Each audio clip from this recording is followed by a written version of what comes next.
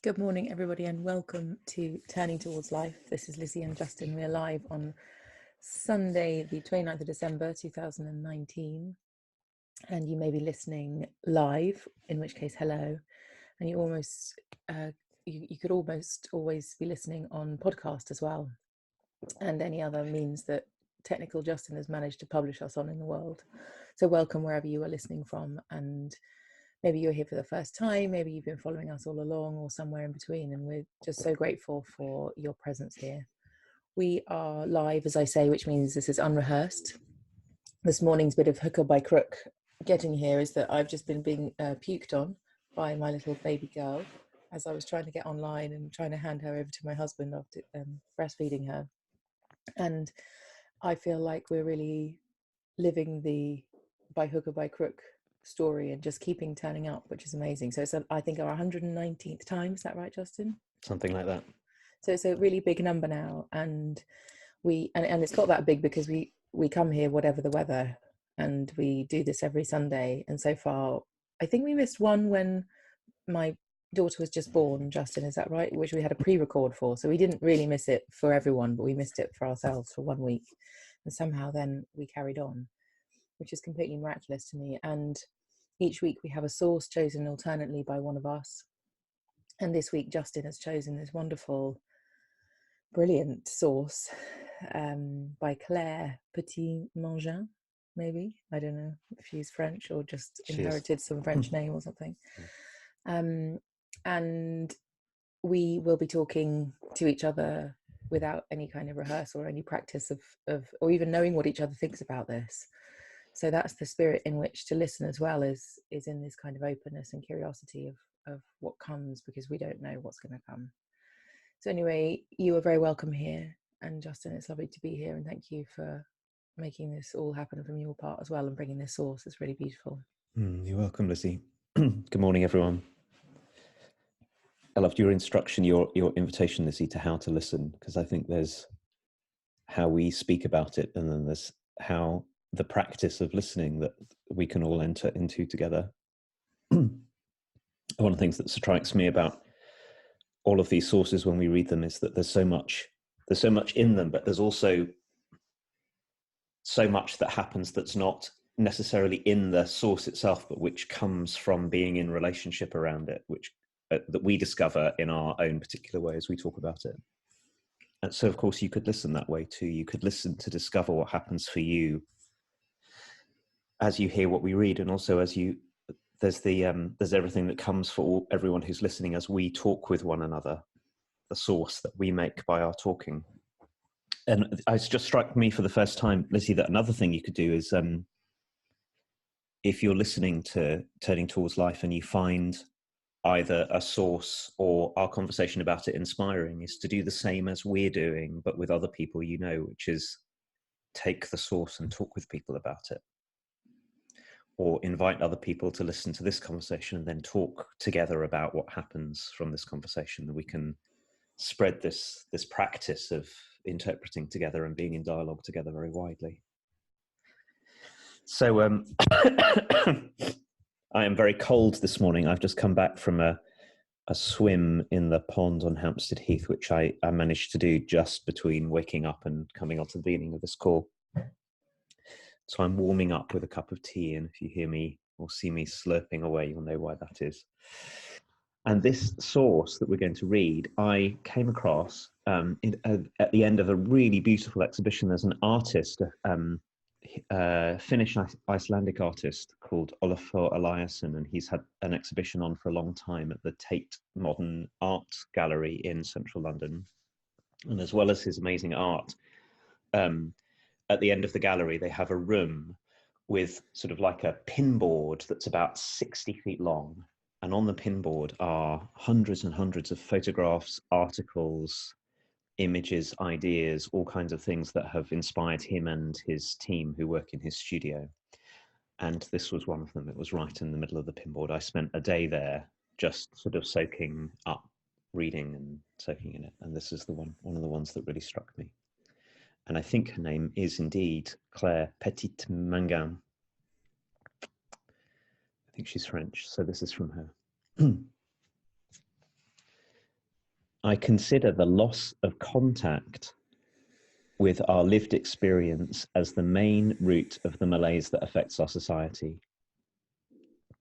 We become blind to the very texture of our experience, cutting ourselves off from what is closest, most intimate to us. We become blind to the very texture of our experience. In particular, we live in the illusion of a rigid separation between an inner and an outside world, between me and you, between body and mind, between seeing, hearing, touching, and tasting. We spend considerable energy trying to maintain these frontiers, which we consider essential to our survival.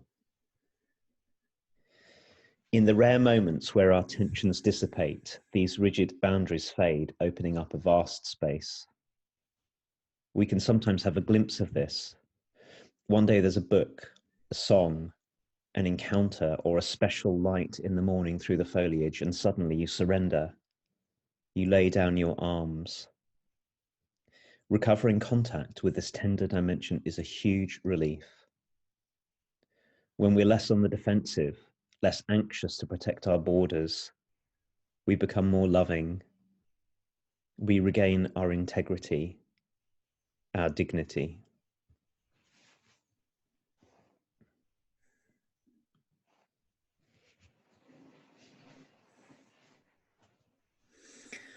We spend considerable energy trying to maintain these frontiers, which we consider essential to our survival.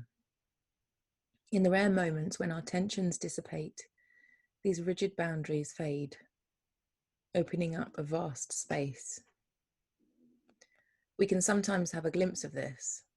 One day there is a book, a song, an encounter, or a special light in the morning through the foliage, and suddenly you surrender. You lay down your arms. Recovering contact with this tender dimension is a huge relief. When we are less on the defensive, less anxious to protect our borders, we become more loving. We regain our integrity, our dignity.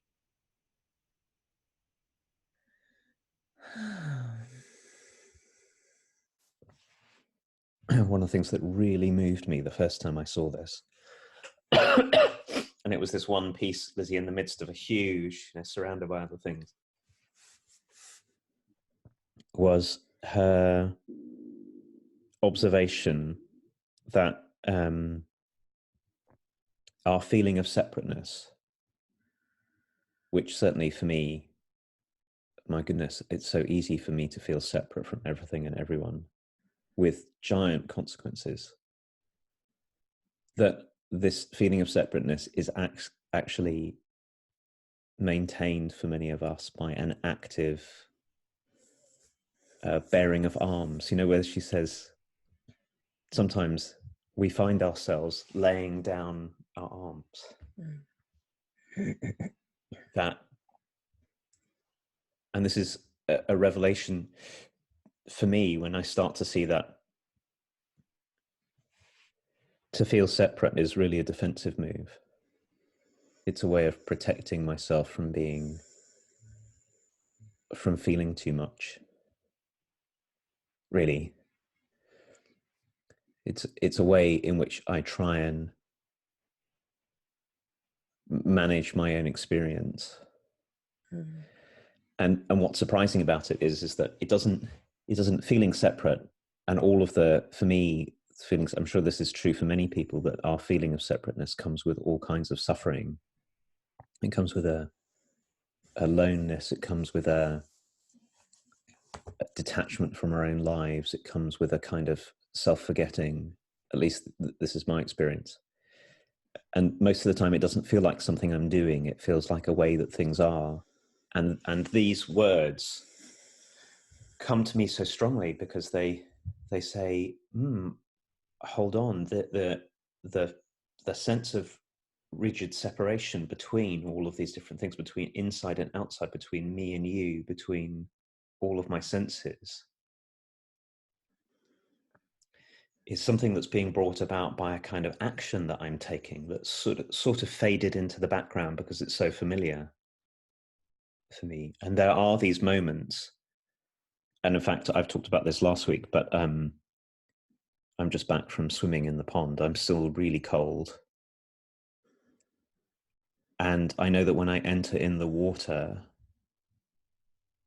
I very, very quickly drop this illusion of being separate from everything. It gets almost that the water sort of strips it from me.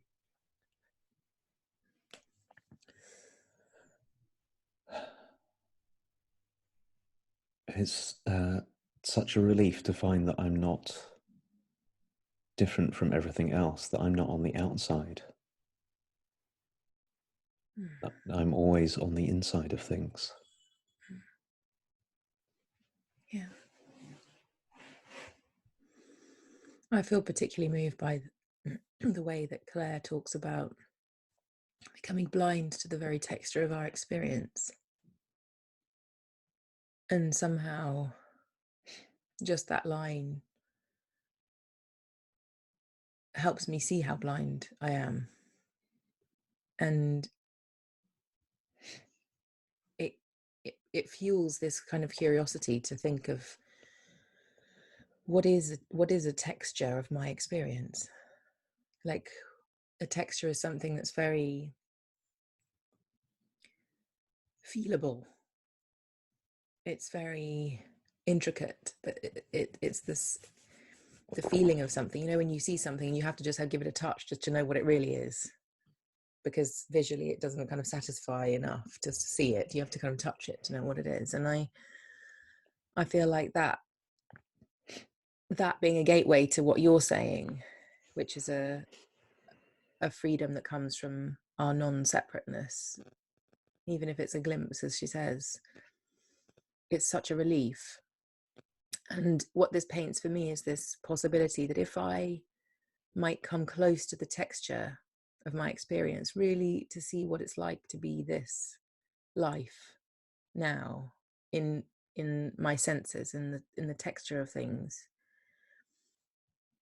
it's a way that I can actively become present to create a kind of a gateway into that place. Like, it's doable, it's practical, it's taking a minute to see what my experience is, to be aware and to wander into the spaciousness that gets created, the vast space, as Claire talks about. And then in that vast space, to really wonder about what, you know, what's real, I mean, so much of my life is like, when this kind of thing happens and I'm in the vast space, I can see so clearly how so much of my life is a system of constructs, of things I've made, of boundaries I've created, of separateness I've manifested to protect myself, to defend myself, to keep myself safe, my preferences to be met. And in the vast space that comes through being present in my experience, there's something much more interesting going on. Like, when that gets broken, if you like, the habitual ways that I'm protecting and defending and operating so that I feel contained, as it were, or like I know who I am, like I know myself very, very well. When that begins to kind of crumble a little bit, it becomes really very intriguing, almost like a huge invitation is being made. And what I really appreciate about this piece of writing is that when you were reading it to me, it kind of did that for me. Like, as I was reading it, I was like, oh. And I think this is the power of language, is that it can lead us places and really, really, really help us, you know, really invite us into different realms of understanding, of experience. And this language for me is extraordinary, because I can feel my integrity returning when I'm not so selfish. Selfish meaning my preferences, my borders, my frontiers being exactly as they always have been, and the things I like and the things I don't like, and being very kind of clear about all of that. And when they blur a little bit, my sanity feels like it returns. And for me, it's also got to do with some element of feeling too. I know that this kind of Christmas time, you know, things haven't been very straightforward in our family. And we have this thing in our family called Christmas of contributions, which means that you have to come with something like a song or a poem or a reading or a dance or origami or something practical. And my brother-in-law and my niece sung Isn't She Lovely by Stevie Wonder, but they made it about my new baby girl, and they sung it to her. And in all of the kerfuffle of is everything all right and what's going on, and my confusion, I suddenly entered into this vast space, and it was so beautiful. And then, having entered into that space, I realized what I had been doing, which was being really worried and anxious, and the kind of lovingness that came forth because my boundaries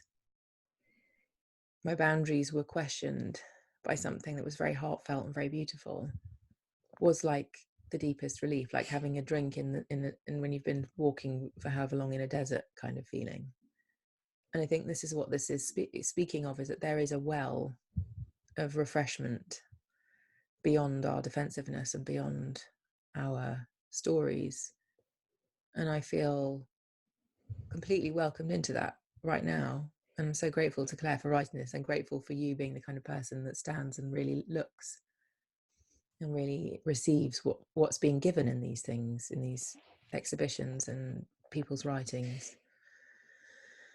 So I feel, very held by this and invited, and also like it's real, like confirmed as well.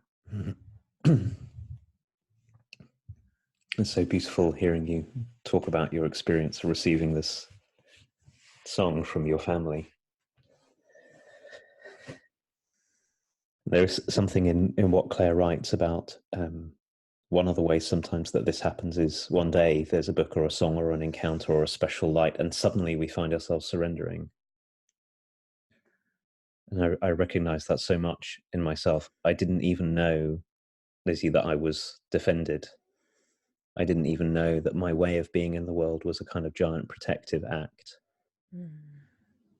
And when I can't see it, all of the suffering that comes with feeling so separate from everything just seems like the way that things are. It doesn't occur to me that, when you're talking about worrying, I know this one too, my own version of it. It seems so obvious that the thing to do is worry. Instead of there's something that we can get shown sort of sometimes only easily from the outside, when something reaches us through our protectiveness, which shows us that the very thing that seemed so obvious was the thing that we were doing to try and keep ourselves to be unaffected. Like if I really felt how much I loved someone, or if I really felt what it was like to be in my life, or if I well, what is it then? I suppose one of the things that I've been learning recently is that sometimes for me, all of these strategies I have for keeping myself feeling separate are because I imagine in one way or another that I ought to be trying to control things, that somehow if I worry enough, then I'll be able to control, the world will be in my grasp. And it's probably no surprise to anyone who's ever really thought about this, but it's taken me a long time to discover it, that worrying a lot doesn't bring the world closer into my grasp at all. It doesn't give me, it's like a kind of magical thinking. If I worry, the world will somehow bend itself to my wishes. So that's the first part. But the second part of it, which has been really striking for me to discover, and reading this a couple of months ago has really helped me with it as well, is to see that one of the sources of my keeping a separation between inside and outside, between me and you, all the things that Claire says, actually comes back to her first sentence, which I'll just read again, where she says, I consider the loss of contact with our lived experience as the main root of the malaise that affects our society. Mm. I realise, Lizzie, that I've lived for a really long time as if I wouldn't be able to cope with feeling what I felt if I really dropped my defences. I wouldn't be able to deal with it. I wouldn't have the capacity. And against that way of seeing the world and seeing myself, of course, being defended, like holding myself back without even knowing I'm holding myself back, makes complete coherent sense. Except it's not true. Every time I get reached by the world and feel whatever it is, whether it's love or joy or grief or sorrow or fear or ecstasy or wonder, or, you know, I could list any number of these things. The truth is, I'm just fine. And it may be super intense and it may be confusing and it may be all kinds of things, but I'm finding out that I'm really quite capable of feeling stuff. And I don't need to patrol my own boundaries in this sort of super vigilant way. Don't let me feel this, don't let me feel that, don't let me feel that. And I don't need to distract myself. You know, I don't need to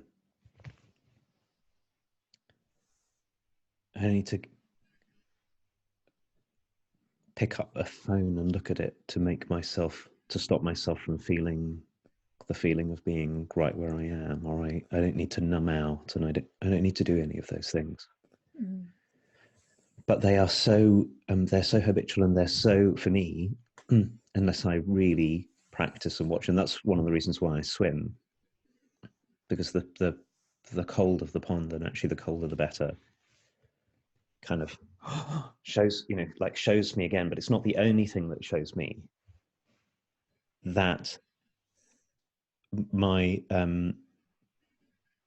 bearing arms, I really find her language so powerful. Oh, that's what I'm doing, I'm bearing arms, like I'm armored. It's all based upon a deep misunderstanding of myself and a deep misunderstanding of life.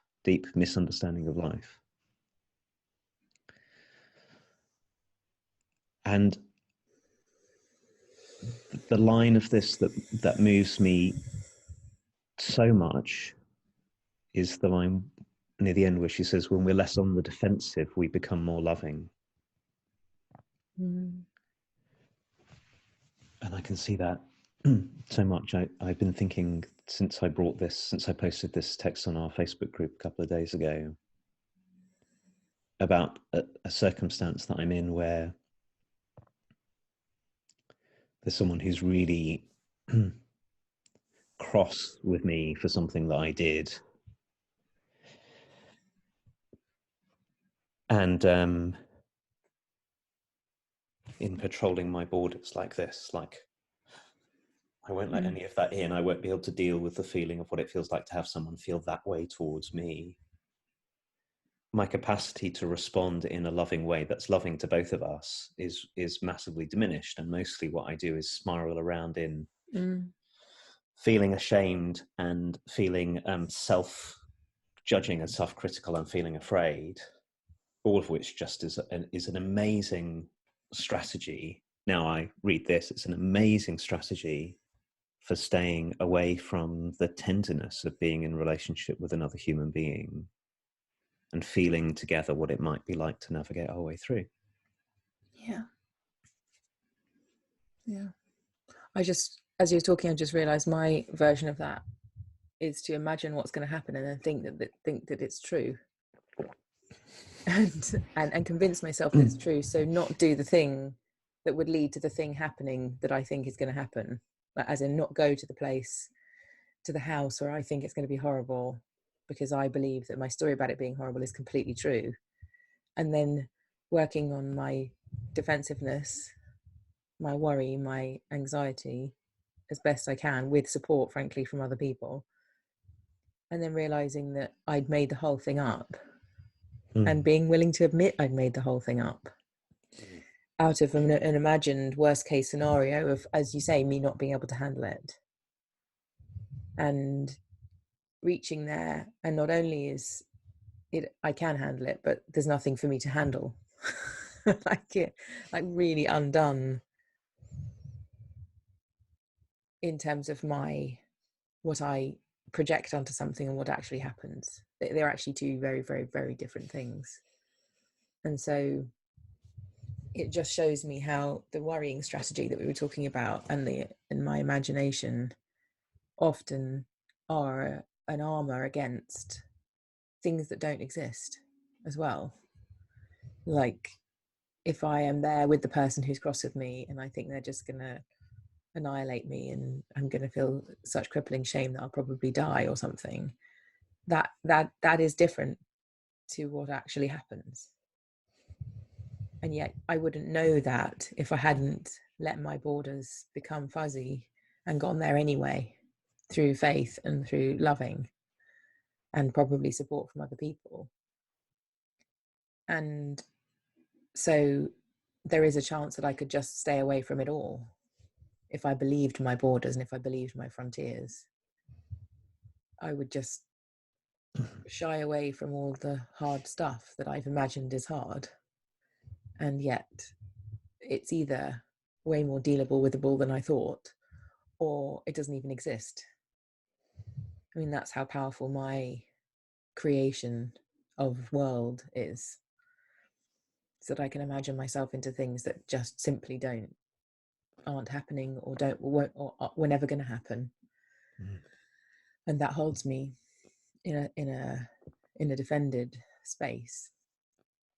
And so to be supported in my loving and to keep moving towards the things that feel meaningful and important, in spite of how fearful I am, feels like the softening and the tenderness that's required to live in the way that Claire is inviting here, so that we can be more loving. It's really a brilliant way of saying it all. One other thought that I have is that many of us live without ways of being in contact with our own experience. In other words, quite before we're navigating this territory that we're talking about now, Lizzie, about what happens between us and other people and how we might allow in the presence of others. There's everything that we do that numbs ourselves to our own experience, and this is the place that Claire begins when she says it's the main root of the malaise that affects our society, is that we won't feel what we feel. We won't allow ourselves to be contactful with what's here right now. And I know that one of the gifts of this conversation is that, for me, is that being here and talking with you in this way is I get to feel all the feelings. So sometimes we can do this with one another. But the other thing that's also striking me is you'll know this, that we invite all of our people who participate in our year-long coaching program to take on a practice of just sitting and paying attention to experience. And there's a whole sort of trend of mindfulness practice in our culture at the moment, which seems to be a way of not feeling stuff, how to be calm in the midst of everything, how to not feel things. And this practice has been a big important practice for me, is the practice of feeling it all. And I'm just feeling grateful in this moment for having ways of learning to feel again instead of learning to numb, which has been my way, and how much that matters. Somehow it can't just be rare moments where we have a glimpse. We can really help ourselves by practicing dropping our frontiers, the ones that we consider essential to our survival. And I know that this conversation is one of those as well. Absolutely. Yeah. So we've reached that time, Lizzie, where it's time for us to stop. I want to say thank you, as always, to you. Thank you to everyone, the many, many people from all over the world who are joining us in this conversation. You are so welcome to be with us, and we will be very, very glad to be with you again next week. Absolutely. See you next week into the new year, everybody. Bye-bye, everyone. Bye.